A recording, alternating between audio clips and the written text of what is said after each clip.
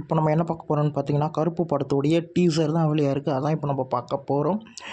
Opening ஷாட்ஸ்லேருந்து முடிகிற வரைக்குமே அவ்வளோ ஒரு ஆக்ஷன் பேக்கேஜாக நம்ம ஆர்ஜே பாலாஜி சார் காட்டியிருக்காரு. இப்படி ஒரு மிரட்டலான டீசர் அவர்கிட்டேருந்து வர நான் எதிர்பார்க்கவே இல்லை.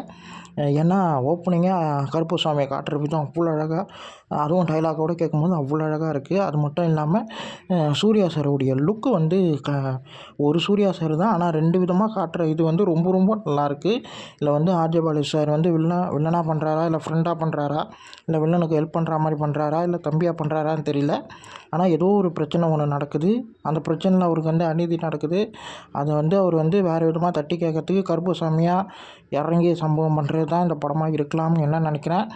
இந்த சீன் நம்மளால் மறக்கவே முடியாது. ஏன்னா நம்ம கஜினி படத்தில் பார்த்துருப்போம், இது அவருடைய ஓஜி சம்பவம் தான்.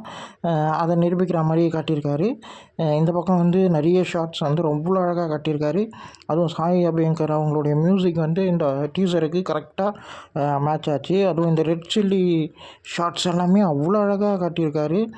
அப்புறம் வந்து அம்மனா அவருடைய இந்த விஷுவலைசேஷன் பார்க்க ரொம்ப நல்லாயிருக்கு.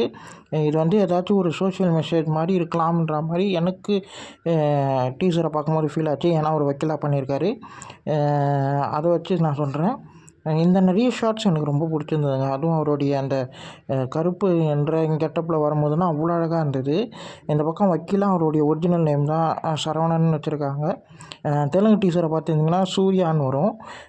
அவருடைய ஒரிஜினல் இதில் அவர் டைலாக் வைஸ் பேசுகிற விதம் எல்லாமே ரொம்ப நல்லாயிருக்கு. டைலாக் ரொம்ப நல்லாயிருக்கு, பிஜிஎம் ரொம்ப நல்லாயிருக்கு. ஆர்ஜே பாலாஜி சார் வந்து சரியான ஒரு ட்ரீட்டாக இருக்கும்ன்ற மாதிரி தான் இந்த படம் எனக்கு டீசரை பார்க்கும்போது எனக்கு ஃபீல் ஆச்சு.